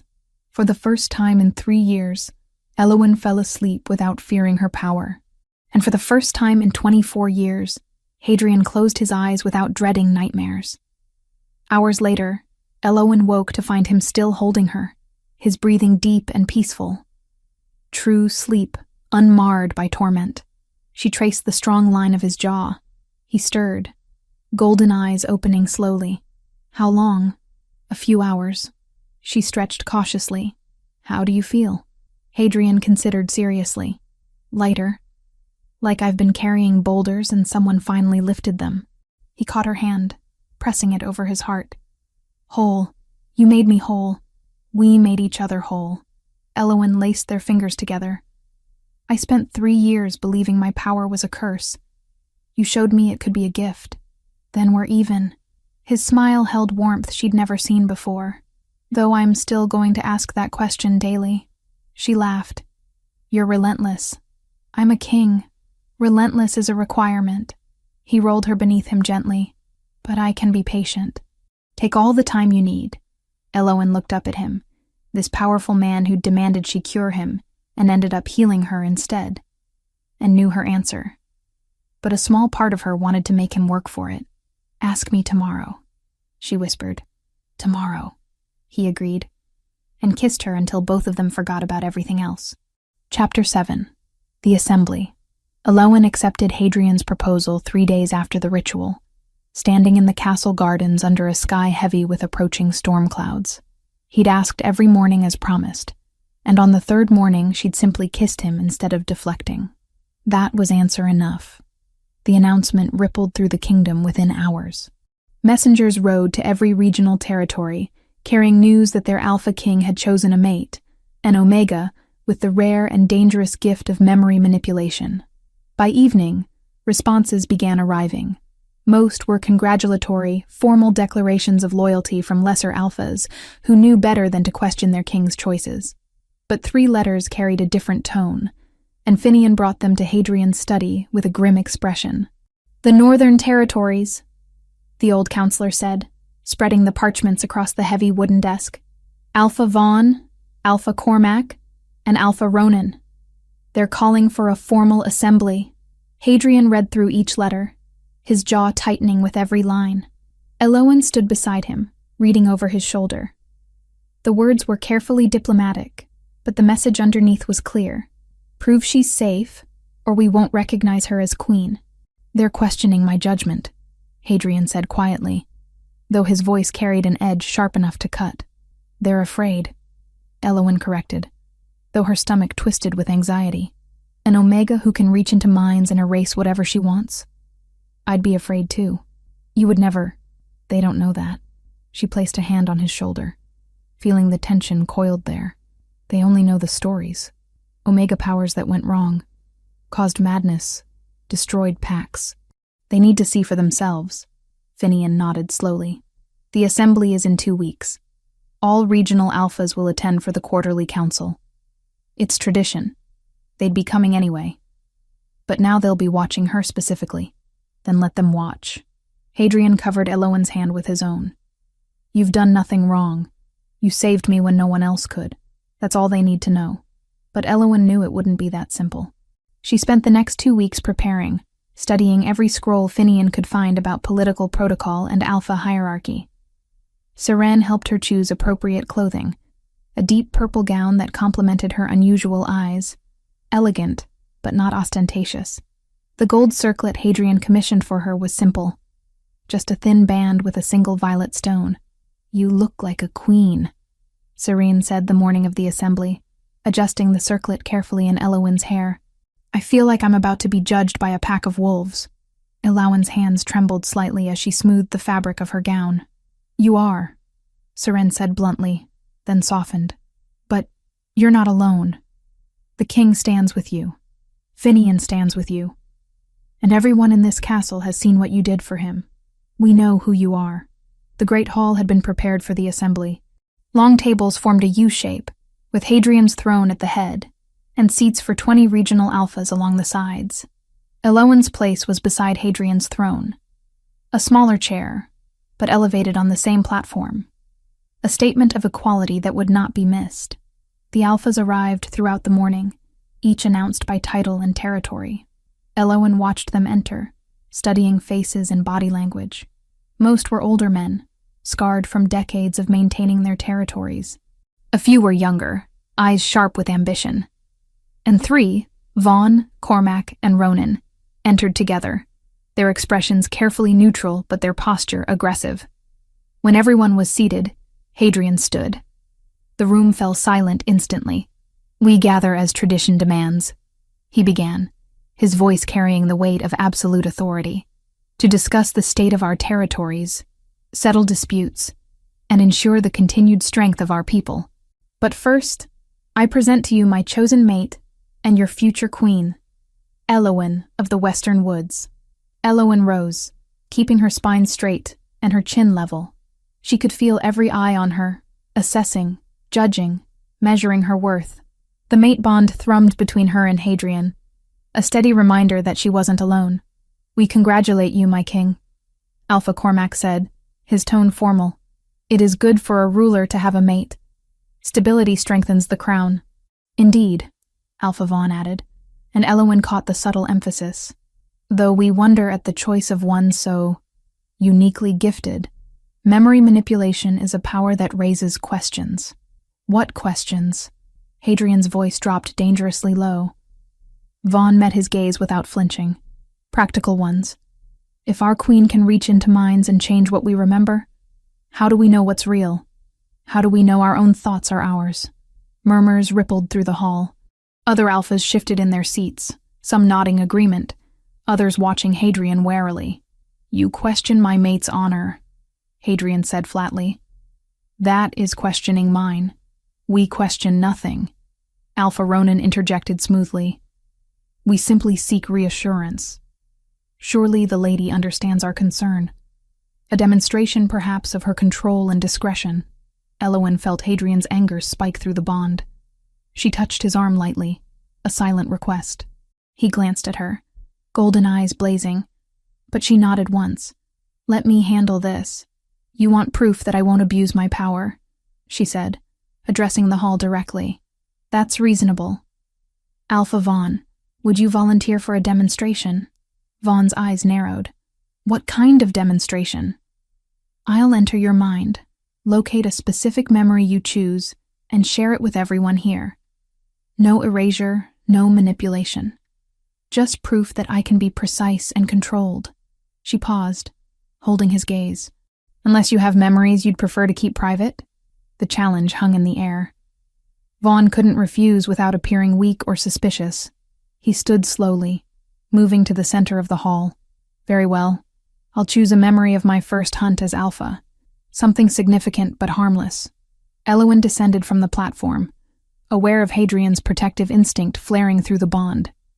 She stopped in front of Vaughn, who stood a full head taller, his posture radiating dominance. She'd practiced this technique with Finian for days, a modified version of what she'd done with Hadrian, but instead of erasing, she would project the memory to everyone present. "Think of the memory clearly," she instructed, placing her hands lightly on his temples. "Don't fight me." Vaughn's mind was different from Hadrian's, more chaotic, less disciplined, with sharp edges of ambition and buried resentment. She pushed past his surface thoughts, searching for the hunt memory he'd brought forward. Found it. A winter morning, snow deep, a massive elk with a scarred flank. But there was something else, closer to the surface, pulsing with recent emotion. Another memory, one he definitely hadn't intended to share. Elowen hesitated, then dove deeper, curious despite herself. She saw Vaughn in a stone chamber, moonlight streaming through narrow windows. An older man lay dying on a bed, the previous alpha of his territory. Vaughn stood over him, not helping, just watching, waiting. The old man's eyes held accusation and understanding. This wasn't illness. This was poison, slow and untraceable. Vaughn had killed him to take his place. Elowen's breath caught. This was the real test. She could expose him right now, share this truth with every alpha present. It would prove her power beyond doubt. It would also start a war, or she could show them exactly what they asked for. The hunt memory, and keep this secret. Prove she could be trusted with dangerous knowledge. The decision took only seconds. She pulled the hunt memory forward and channeled it outward, using the amplified power of her mate bond to project it into every mind in the hall simultaneously. The technique Finian had taught her, the one she'd practiced in secret, snapped into place perfectly.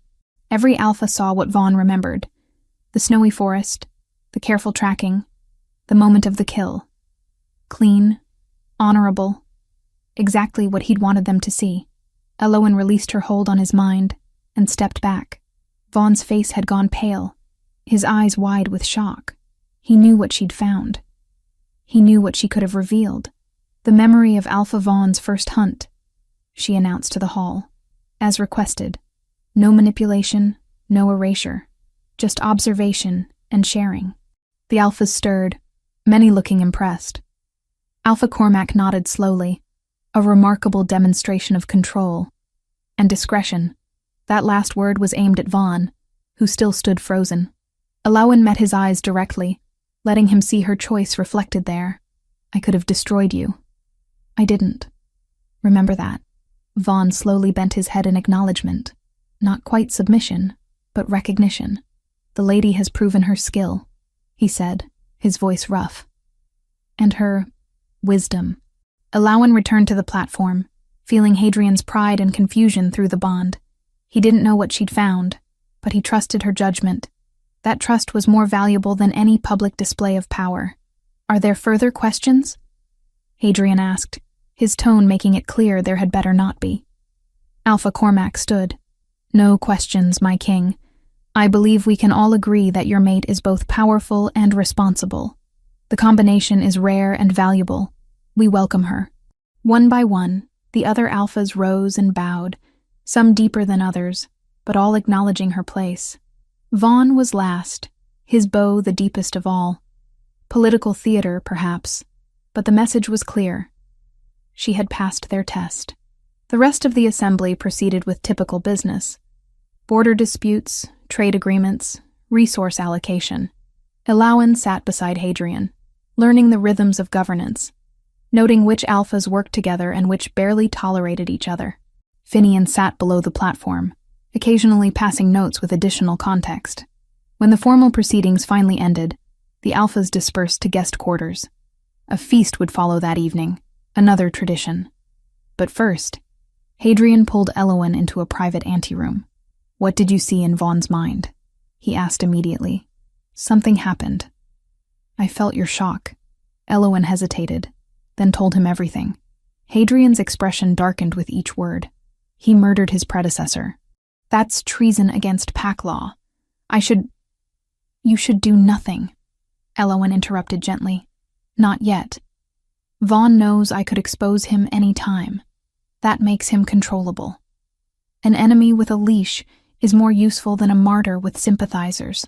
Hadrian stared at her, then laughed, a sound of genuine surprise. "You've been queen for less than a day and you're already thinking like one. I had a good teacher."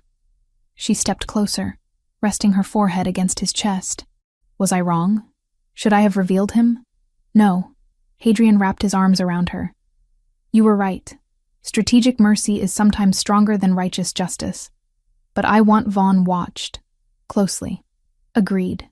Elowen closed her eyes, letting herself relax for the first time in hours. That was terrifying. "You were magnificent." He tilted her chin up, kissing her softly. "Every alpha in that hall now knows you're powerful enough to destroy them, but wise enough not to. That's exactly what a queen should be." The evening feast was elaborate but tense. Elowen sat beside Hadrian at the high table, navigating conversations with various alphas and their companions. Some were genuinely welcoming. Others were politely wary. Vaughn avoided her entirely, which she considered a victory. 3 days after the assembly, as the last regional alphas departed, a different messenger arrived. This one was young, travel-stained, and clearly exhausted. Finian brought him directly to Hadrian's study where Elowen was reviewing trade documents. "Message from the Western Woods, my king," the messenger said, bowing quickly. "A woman claiming to be the queen's sister. She's traveled 2 weeks to reach the castle." Elowen's heart stopped. "Bryn?" She gave the name Bryn, yes. "She's waiting at the main gate." Elowen didn't remember running through the corridors, but suddenly she was in the courtyard, breathing hard, staring at a young woman with darker hair than hers, but the same delicate bone structure. 3 years older than the girl she'd left behind, but unmistakably her sister. "Bryn," Elowen whispered. Her sister looked up, eyes, ordinary brown, not violet, widening. "Elowen?" They met in the middle of the courtyard, neither quite sure how to bridge the gap of years and hurt. Finally Bryn spoke, her voice shaking. "I heard you became queen. I had to see if it was true. If you were really here, I'm here." Elowen's voice broke.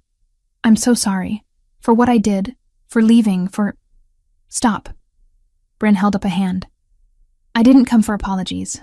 I came because—" She trailed off, struggling with words. "Because I don't remember parts of my childhood. I know something's missing. And I think you're the reason why." Elowen nodded slowly, tears streaming down her face. "I am. I was 15. I didn't have control.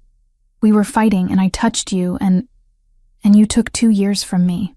Bryn's expression was unreadable, including memories of our mother. "She died when I was 10, but I can't remember her face, can't remember her voice. There's just nothing." The pain in those words cut deeper than any blade. "I'm sorry," Elowen whispered again, knowing it wasn't enough. "Can you fix it?" Bryn asked bluntly. "You're queen now. You've obviously learned control. Can you give back what you took?" Elowen looked at her sister, this woman who'd lived 3 years with a hole in her past, who'd somehow found the courage to seek out the person who'd caused it. "I don't know," she admitted. "I've never tried to restore erased memories. I don't know if it's even possible. But you'll try." "Yes." Elowen reached out slowly, giving Bryn time to pull away. When she didn't, Elowen took her hands. "I'll try. Even if it takes months. Even if it doesn't work, Bryn finished. At least I'll know you tried. That's more than I had yesterday. Hadrian had followed Elowyn to the courtyard, keeping his distance to give them privacy. Now he approached, his presence commanding but not threatening. You're welcome to stay in the castle as long as needed, he told Bryn. Family of the Queen is family of mine. Bryn stared at him.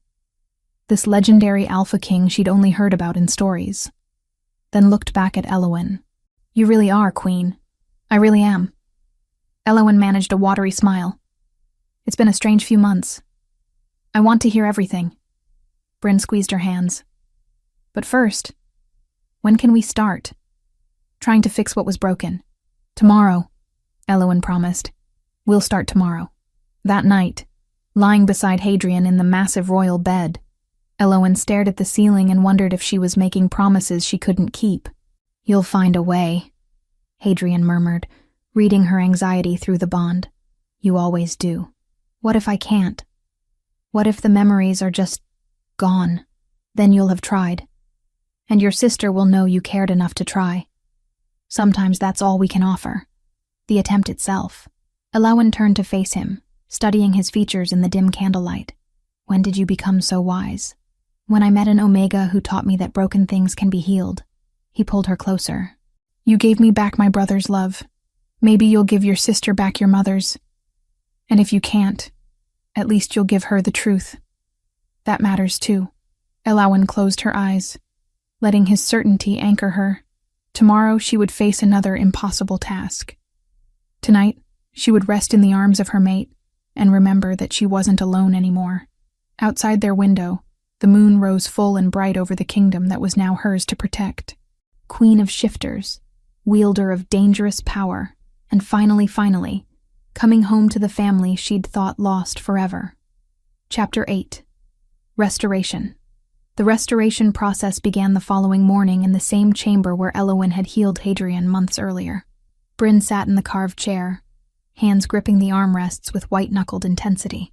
She'd spent the previous evening catching up with Elowyn over dinner, hearing about the forced journey to the castle, the weeks of research, the ritual that had changed everything. But now, facing the actual procedure, fear shadowed her features. What if it hurts? Bryn asked, trying to keep her voice steady. Elowyn knelt beside the chair, meeting her sister's eyes. It shouldn't. When I took the memories, it was violent. I didn't know what I was doing, but restoration should feel different. Like remembering a dream, gradually becoming clearer. This was not about carving out pain as she had done with Hadrian, but about coaxing something fragile back into being, without shattering the life that had grown around its absence. Should? Bryn caught the uncertainty. I've never done this before, Elowyn admitted. I can't promise it'll work. The memories might be too damaged, or gone completely. But I have to try. Bryn nodded slowly, then surprised Elowyn by smiling. You know what? Even if it doesn't work, this is more than I ever expected. 3 years ago, our family cast you out. Now you're queen, and you're still trying to fix what broke between us. That's already more than I deserve. You deserved better than what I did to you, Elowyn said quietly. You were just a child. So were you. Bryn reached out, touching Elowyn's hand briefly. We were both children. Let's stop blaming the girl you were and focus on who you are now. Hadrian stood near the door with Finian, giving the sisters privacy while remaining close. Elowyn drew strength from his presence through the mate bond, then placed her hands gently on Bryn's temples. Close your eyes, she instructed. Think about Mother. Not trying to remember, just thinking about what you know of her. Her name, the fact that she existed, the shape of the absence where memories should be. Bryn obeyed, her breathing slowing as she concentrated. Elowyn closed her own eyes and reached into her sister's mind. Carefully, delicately. Nothing like the violent intrusion that had caused this damage years ago. Bryn's consciousness was different from Hadrian's disciplined fortress, or Vaughn's chaotic ambition. It was gentler, more artistic in its organization, with threads of creativity woven through everything. And there, buried deep beneath years of new experiences, were the scars Elowyn had left. She'd imagined erased memories as simply gone, Empty space where something used to be, but that wasn't accurate. The memories were still there, fragmented and disconnected, like a shattered mosaic with pieces scattered across the floor of Bryn's mind. Elowen had severed the connections that made them accessible, but the raw material remained. Hope surged through her. If the pieces still existed, maybe they could be reassembled. She started with the smallest fragments. A flash of brown hair, the sound of laughter, the smell of bread baking. Isolated sensory details that meant nothing alone. Carefully, she began drawing them together, looking for patterns, for threads that connected one piece to another. There, a more substantial fragment. Their mother singing while working in the garden. Voice slightly off-key but warm. Elowen reinforced the neural pathways around it, strengthening connections that time had weakened. The memory solidified, becoming accessible again. Bryn gasped softly. I hear her. She's singing about roses? No, not roses. Lavender. Keep listening. Elowen murmured, not breaking concentration. She found another fragment nearby, their mother's hands covered in dirt, showing young Bryn how to plant seeds. Connected it to the first memory. Then another and another, like threading beads on a string. The work was painstaking and exhausting. Each fragment had to be located, assessed for integrity, and carefully reintegrated into the larger tapestry of Bryn's accessible memories. Some pieces were too damaged, the connections too thoroughly severed. Those were lost forever. But others, more than Elowen had dared hope, could be salvaged. She found the memory of their mother's face. Not perfectly clear, slightly blurred at the edges, but recognizable. Found the memory of her final weeks, the illness that had taken her, the whispered goodbye she'd given both daughters. Those memories were painful, but they were precious too. Proof that their mother had loved them until the very end. Hours passed. Sweat dripped down Elowen's face, her muscles trembling with exhaustion. But she couldn't stop. Not yet. There was one more cluster of fragments, tucked away in a protected corner of Bryn's mind. The last conversation between mother and daughter, the night before she died. Elowen almost missed it, hidden so deeply that even Bryn's subconscious had buried it. But when she found it, she understood why. This memory hurt. Their mother, weak and fading, making Bryn promise to forgive Elowen someday. To remember that sisters were forever, and love was stronger than mistakes. Promise me, their mother whispered in the memory. Don't hate her. She'll blame herself more than enough. You be the one who forgives. Young Bryn, only 10 years old, had promised through her tears, then forgotten the promise entirely when Elowen had accidentally erased it 2 years later. Elowen carefully, reverently, restored that final gift from their mother. The connection snapped into place, and suddenly Bryn was sobbing openly, tears streaming down her face.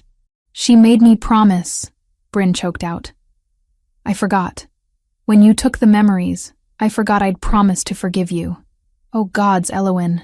I broke my promise to her. Elowen released her hold on Bryn's mind and collapsed forward, catching herself on the arms of the chair.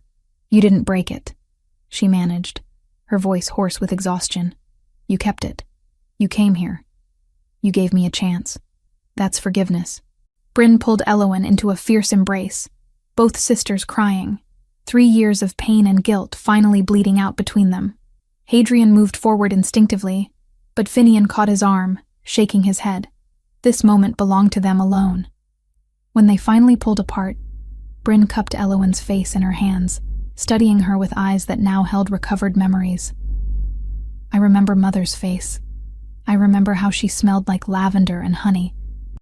I remember her terrible singing and her amazing bread and the way she'd braid our hair before bed. She laughed through her tears. I remember. Not everything, Elowen warned. Some pieces were too damaged. There are still gaps. But I have enough. Bryn pressed their foreheads together. I have her back. You gave her back to me. How can I ever... You don't owe me anything. Elowen pulled back, meeting her sister's eyes. I took her from you first. I'm so glad I could fix it. At least partly. Hadrian finally approached, offering Elowen a cup of water. She drank gratefully, her hands shaking with exhaustion. The procedure had drained her even more thoroughly than healing Hadrian's trauma. Restoration was apparently harder than removal. "You should rest," he said quietly, concern radiating through the bond.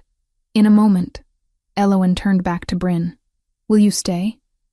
In the castle, I mean. Not just for a visit, but—" "Stay?" Bryn hesitated, glancing around the ritual chamber, then at Hadrian. "As what? I'm nobody important. Just a girl from the western woods." "You're my sister," Elowen said firmly. "That makes you family to the crown. And I need family. I need someone who knew me before all this." She gestured vaguely at the castle around them. "Someone who can remind me who I was when being queen feels like too much." "I'd like that," Bryn admitted. "I have nothing back home anyway. The pack that cast you out wasn't particularly welcoming to me either after you left. Being the sister of the cursed Omega isn't much better than being the cursed Omega herself." Finian stepped forward, his expression thoughtful. "If I may suggest, the castle has need of someone to work with the young Omegas. We're establishing a sanctuary for those with unusual gifts. They need teachers who understand what it's like to be different, to be feared for something they can't control." Bryn's eyes widened. "You want me to teach? But I don't have any powers." "Exactly," Finian said gently. "You can teach them how to live alongside those who do, how to build relationships despite fear and misunderstanding. That's a skill just as valuable as any gift. Besides," Elowen added with a small smile, "you survived having me as a sister. That qualifies you to handle anything." Bryn laughed. A real laugh, unforced and warm. "When you put it that way, yes, I'll stay." The weeks that followed transformed the castle in subtle ways. Bryn settled into her role with surprising ease, working with Finian to design curriculum for the sanctuary program. The first young Omegas began arriving. Frightened, rejected, uncertain, Bryn welcomed them with the same compassion their mother had once shown both sisters. Elowen watched her sister bloom in this new environment and felt pieces of her own past healing alongside the memories she'd restored. They spent evenings together, sometimes talking, sometimes just existing in comfortable silence, relearning each other, rebuilding what had been broken. News from Riverbend began to arrive in slow, careful waves. Her father's first letter was stiff and formal, full of titles, acknowledgments, and just one unsteady line of regret. He did not beg for forgiveness. Instead, he pledged in precise, ink-dark strokes that no Omega with a gift like hers would ever again be cast out from his territory. Elowen read the words twice before setting the parchment aside. She was not ready to answer him, and perhaps she never would be, but for the first time, the thought of her father no longer felt like an open wound, only a scar she had learned to live around. 3 months after the memory restoration, Elowen woke one morning with unusual nausea. At first she dismissed it as exhaustion from a late night studying trade agreements, but when it continued for 3 days, Saren gave her a knowing look and sent for the castle's healer. The confirmation left Elowen stunned and terrified. Pregnant. She was carrying the heir to the shifter throne. Hadrian's reaction was immediate and overwhelming. Fierce protectiveness mixed with wonder and fear. "Are you sure?" he asked for the 3rd time, staring at Elowen's still flat stomach as if he could see through to the life growing inside. The healer was very sure, Elowen said, her own hand resting over her abdomen. "About 6 weeks along. What if the child inherits your power?" The question burst from Hadrian like he'd been holding it back. "What if they can't control it? What if—" "Then we'll teach them." Elowen caught his hands, grounding him. "From the very beginning, before the power even manifests, we'll teach them control and compassion, and the weight of what they can do. They'll never feel cursed or rejected. They'll never be alone with it like I was. You're not afraid?" "I'm terrified," she admitted. "But I'm also hopeful. We have resources I never had. We have Finian's knowledge, the sanctuary program, each other. And if our child has my power or something similar, they'll grow up knowing it's a gift, not a curse. That makes all the difference." Hadrian pulled her close, his hand joining hers over her stomach. "A gift," he repeated quietly. "You really believe that? I didn't used to." Elowen leaned into his embrace. I spent 3 years believing I was cursed, that my power was a punishment. But you showed me it could heal, it could save, it could restore what was broken." She tilted her head back to look at him. "If our child inherits any part of that, they'll be remarkable." The announcement of the pregnancy sent ripples of celebration through the kingdom. Finian immediately began gathering every scroll about pregnant Omegas with strong powers. Bryn appointed herself official protector, fussing over Elowen until Hadrian joked they'd need to establish a schedule to share worrying duties. As Elowen's body changed, so did her perspective on everything that had happened. The forced journey to the castle no longer felt like kidnapping, but like fate. The weeks of research and practice no longer felt like imprisonment, but like necessary preparation. Even the terror of the ritual chamber had led to healing. Not just for Hadrian, but for herself. 6 months into the pregnancy, Elowen stood on the castle balcony watching the sun set over the kingdom. Her hand rested on her swollen belly, feeling the child move beneath her palm. Hadrian joined her, wrapping his arms around her from behind, his own hands covering hers. "Nervous about the birth?" he asked softly. "A little," she admitted. "But mostly I'm thinking about what comes after. The sanctuary has 12 young Omegas now. Bryn is training 3 more instructors. Vaughn has been unexpectedly cooperative since the assembly. Because you hold his secrets," Hadrian reminded her. "Because I chose mercy," Elowen corrected. "And he knows the value of that. We've changed things, haven't we? Made the kingdom safer for people like me. Like our child will be." "You've changed things," Hadrian said firmly. "I just supported you. You gave me the chance." She turned in his arms, studying the face she'd come to love more than she'd thought possible. "That night when you demanded I erase your memories, what would you have done if I'd refused completely? If I'd run? Hunted you down?" he said honestly, then smiled at her expression. "But I would have failed. You're too clever to be caught if you don't want to be. I think somehow you chose to stay, even when you could have left. Maybe not that first night, but later. When you came to me during the nightmares. When you agreed to try the restoration. You chose this. I chose you," Elowen agreed. "Even when I was terrified. Even when I didn't understand what we were becoming. I chose you." The baby kicked hard, making them both laugh. "Apparently someone approves," Hadrian murmured, his hand moving to where the movement had been strongest. 3 months later, their daughter was born under a full moon, a tiny thing with Elowen's violet eyes and Hadrian's dark hair. She came into the world squalling indignantly, already showing the fierce temperament of her father. They named her Lyra, after Hadrian's mother. Finian examined the baby carefully, looking for early signs of power manifestation. "Too soon to tell," he concluded. "But her aura is strong. Whatever gifts she inherits, they'll be formidable." Bryn held her niece with practiced ease, having helped care for several Omega children in the sanctuary. "She's perfect," she declared. "Powerful or not, gifted or not, she's already loved. That's what matters."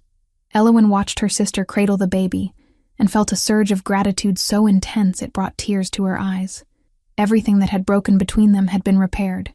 Everything that had been lost had been restored. Not perfectly.